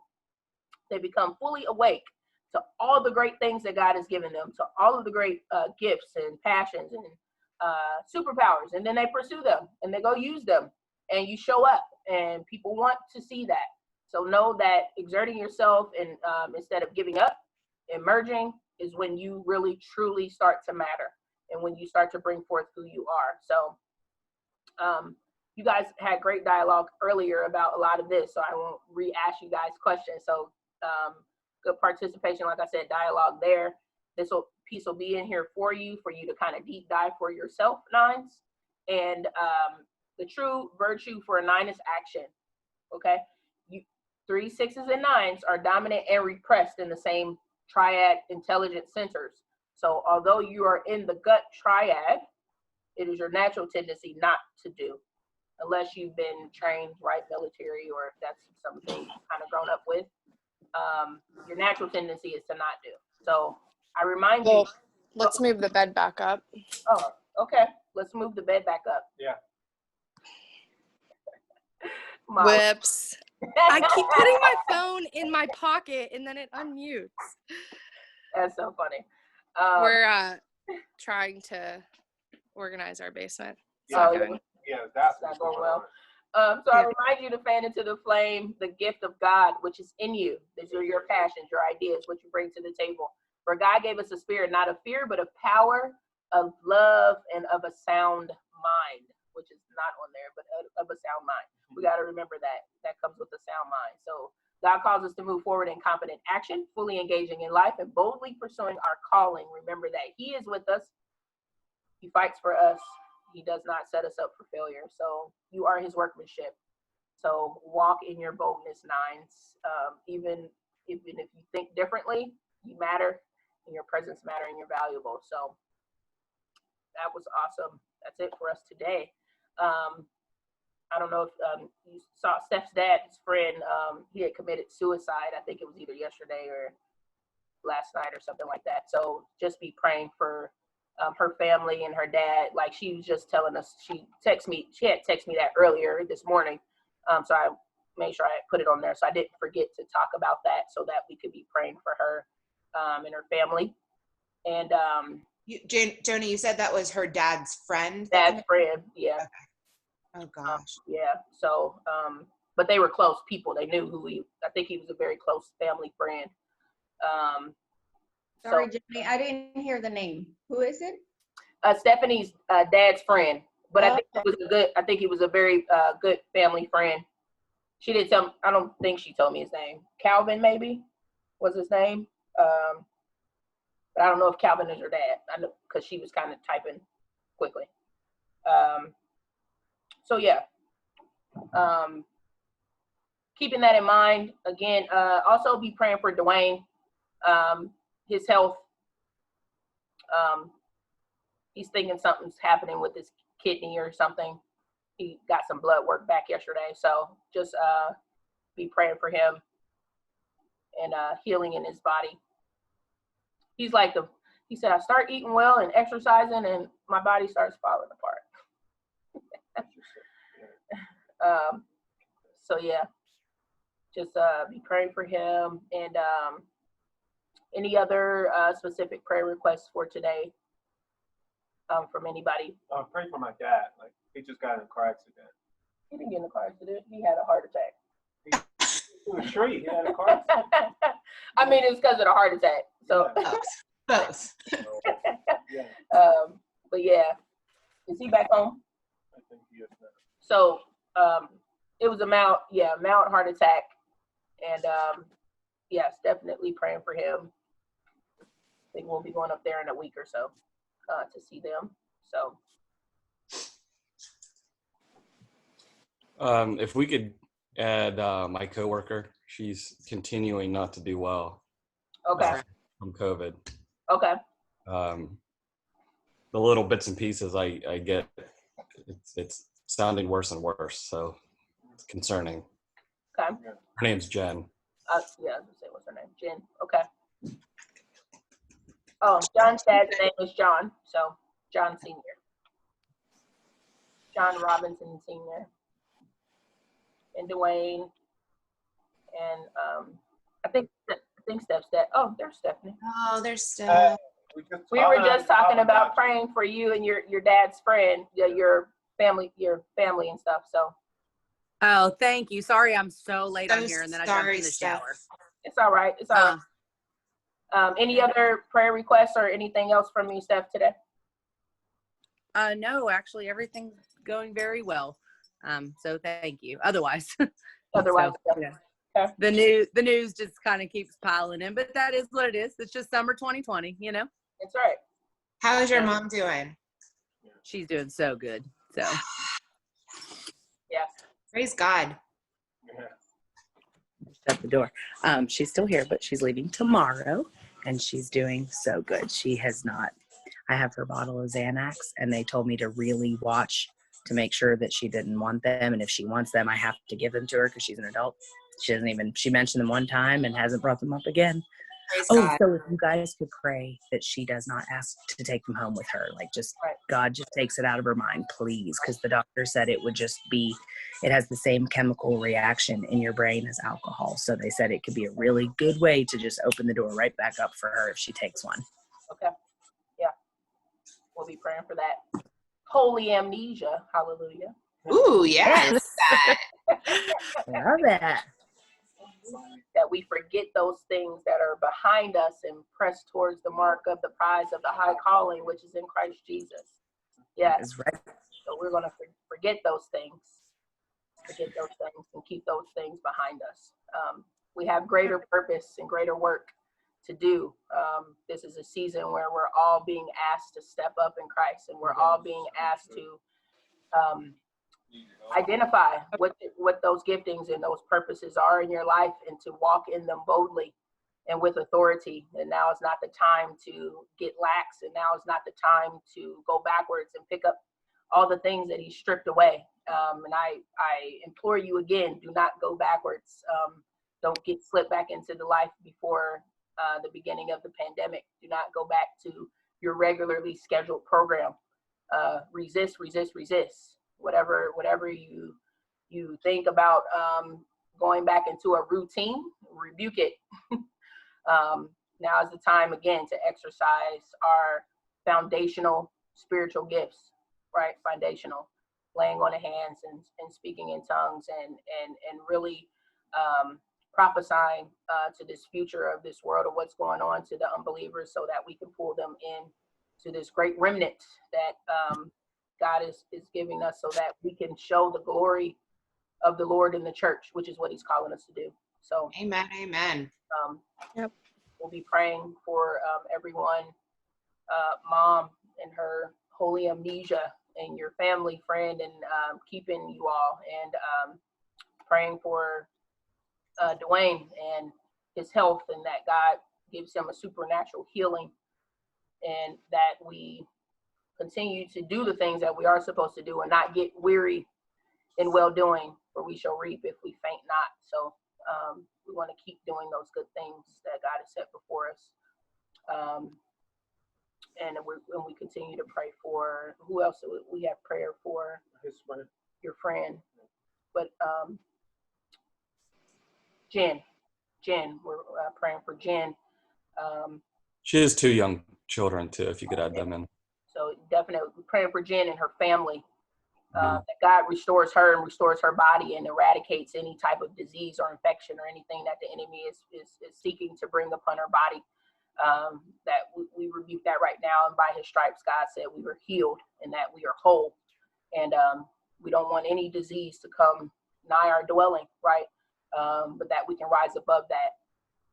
And that no matter what happens, that her family is taken care of and they're provided for, and that God will continue to do a work in her life and her family's life, and anyone that's connected to her. And missing one other, so one more prayer request. John's dad, yes, John's dad. And also be praying for him too, because he is he does drink a lot. So that God continues to bring those things to us to the surface, so that if that's what it takes to sit us down and for us to start to reevaluate some of the things that we need to reevaluate. And I think that was probably one of those things for him, is a chance for him to slow down, to stop, and to stop that fast life. Too old for that fast life. So you said he had a heart attack while driving? A mild heart attack while driving, and ran off into like a ditch. So thankful that our cousin, John's aunt's son, was following behind him at the time. Otherwise, yeah, that could have been very tragic. So I'm glad that he was behind him and there to immediately call and get him to the hospital and everything. So yes, and praying today for a successful workshop at Victory, helping, again, we just want people to start on this journey, so that you guys have been you finished a whole semester at the On Purpose College. So week 16. It's been awesome being with you guys through the pandemic, and having a family and a close-knit bond that we've been able to have together has been awesome. And I really thank God for having you all. And I think we all were stretched, and I think we all were lengthened, and I think we all were grown up in things that were shown to us. And as Molly stated earlier, there's still more growing to do. And we just ask God to keep bringing those things to the surface, and keep prepping and pruning our hearts to be, as he brings it up, that we don't deny it, but that we say, okay, God, that's the next thing that you want me to start tackling. Yeah. And be open to that pruning. So can't have wonderful rose bushes and flowers if there's no pruning. So Hey, Joni. Yes. One other thing too, when you do start to pray, I haven't told the kids yet. They know something happened, but they don't know what yet. So if you guys could just keep my kids in your prayers, because he's been my dad's best friend since the early 90s. Yeah. And he's a big magician. He's done magic with David Copperfield, and he was really well known. and he was a musician as well, had played with REO Speedwagon, and he was pretty well known. So really great guy. And he has been the magician for my kids since Braden's first birthday. So I'm not ready to tell them. Yeah, I'm not ready to tell them yet. Cameron's going to lose her crap. So Yeah, we'll be praying for that. And also just as you guys are praying for Cameron, just also write down, just for her mind, keeping her mind and her emotions. I love Cameron. She's a very sensitive child. So just praying that God keeps her and gives her understanding in the situation when she's told the information, and that she doesn't retreat or withdraw as a result of that. So praying specifically for that. Absolutely. Okay. Can we also get prayer for clear answers on our inspection that hopefully will happen tomorrow? Okay. We need God to make it plain. Make it plain. Yeah. Yeah. Plain for Molly and okay. My iPad's dying, but I just wanted to say, Joni, thank you for doing this, and just keeping us together during this time, because I mean, it was a really, really, really good time for Bob and me, got us through a lot of stuff, an unusual time, and just your time and effort. I just applaud you and thank you. Thank you. Beyond belief. I just love doing it. So God's gift. It a ton. So thank you. It's nice having a new platform. It kind of stretched you to do something you weren't doing. Exactly. That's right. So I appreciate it, guys. I love you. I think if the 12th is okay for everybody, I want to plan something, and I'll send out information about that so that we can get together and do our end of pandemic blowout. We're gonna claim it's the end. We know it at the end, but it's the end for us. So pencil in the 12th. Just need some more. Make sure everyone else confirms that on the text. And we'll be praying for all of those names we've called out, all of those situations we've called out. We'll be praying for that, and I'll continue to, as things come up, text you guys from time to time. And I love you. Have a great rest of weekend, and we'll talk soon. Love you. Sounds Thank good. you so much, Joni. Thank you, Johnny. Good luck today. Thank you. Good Love luck. you guys. Love you. Bye. Bye. Bye. Stacy. Oh, she just left. She just like, hey, break. Bye. Charlie, no. Yes. All right. I gotta go finish getting ready. See you guys. What Bye. is today, Joni? What is it that you're doing? Enneagram Basics. So it's just for victory. Wait, hold on. For their staff, Is it or just for anyone? Or It's like for all of the dream team. Oh, cool. Excellent. Yes. So I'm excited. Glad they're getting a chance to. It's going to be awesome. Let us know how it goes. I can't wait to hear. Well, I'm thinking about going live on I think you're muted. Oh, wait. No, that's me. Sorry. Go ahead. Say that again. I'm thinking about going live on my Facebook page through my Zoom. So I might just record my slides, and you may be able to. I have to see when I get there. Yeah. So, yeah. To be able to record it and go back. Either way, I'm going to record it, but I'm going to also see about doing a live.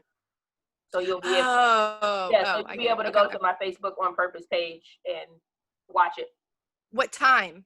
1. Okay. Add in all your sass, girl. You're the best when you get sassy. I know, right? Yeah. You are. When you get in like serious mode, you're like 90%, but when you add in that sass. Yeah. Holy Spirit sass. Yeah. Holy sass. Did you say staff? All right, I got to go move this giant piece of furniture. Ooh. Good luck, Joni. Okay, I'm going to be Debbie, Molly. Be Debbie. Debbie it up. Debbie it up. See ya. What does that mean? All right, see you later. Long story. I'll have to fill you in. Brad had a quick question before you. I was just saying, did you say staff is going to be there, or just like dream team? Some of the staff may be there. I don't know. Like senior staff? Just curious. I'm interested to see who's actually going to be there. So Yeah. yeah. Do you have a response as far as numbers of people? I think he said 22, 21, and then I don't know. Plus, because to your point, I know he's not counting himself or Kish or. So Yeah. I don't know who's on top of that. To your point, what staffing are there? So, but 20 something, I think 21 is what he said. That's a good number. So yeah. I'm sure Zach Blair's got you signed up for Hill City too.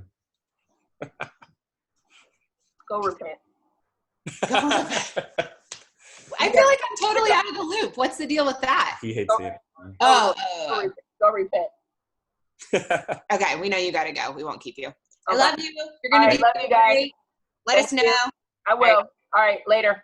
Bye.